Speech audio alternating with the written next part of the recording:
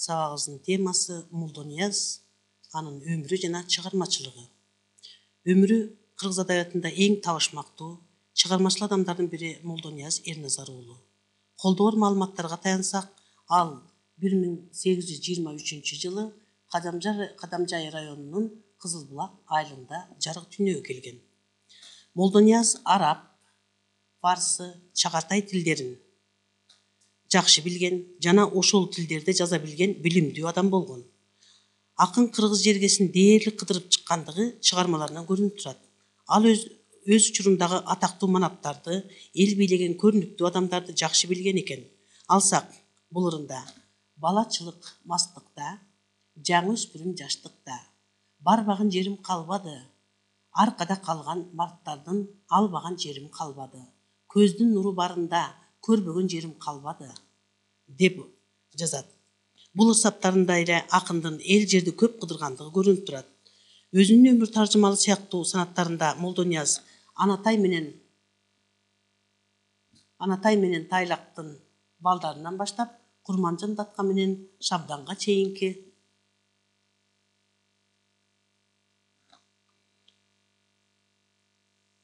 манаптарды айтат.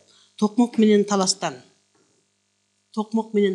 Алай менен Анжиян, Токмок менен талас, Алай менен Анжиян, Маргалаң, Кашкарга чейинки жерлерди кыдыргандыгын бул өз ырларында санап чыгат. Молдонияз ар түрдүү элдердин жашоосун көргөн, өз заманында коомдук турмушту терең түшүнгөн билимдүү адам болгон.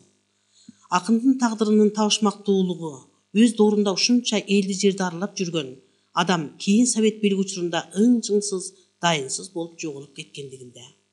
Ал турмушта болбогон сыяктуу тынчып калган. Эмне үчүн ушундай болду?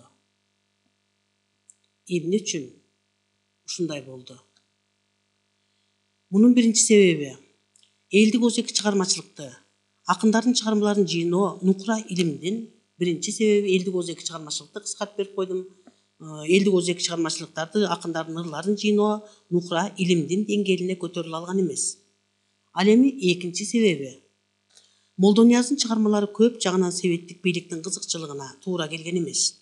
Ошондуктан анын кол жазмасын сактап жүргөндөр ачыкка чыгарышкан эмес. Молдониязды акын катарында элге тааныткан көрүнүктүү окумуштуу профессор Болот Юнусалиев болгон. Акын жөнүндө биринчи жолу 1951 жылы Байит Исманалиевден уккан. Андан кийин 57 жылы жазып алат. Демек 51 жылы уккан болсо 57 жылга чейин эмне үчүн 6 жыл өттү деген суроо туулат. Анткени демек 57 жылы бул сталиндик режим өтө күчтүү болгон. Күчтүү болуп турган. Биринчи китебин 1957 жылы, биринчи кол китеби 57 жылы Болот Юнусалиев Азиз Токтобаев дегенден жазып алган экен. Ал эми экинчи кол китеби дагы Болот Юнусалиев тарабынан жазылып алынган экинчи кол китеби. Ал эми үчүнчү кол китеби кийинчерээк эле 1988 жылы Абдыганы Эркебаев тарабынан Аманулла Азимов деген кишиден алып, анан муну Академиянын кол жазмалар фондусуна өткөргөн экен.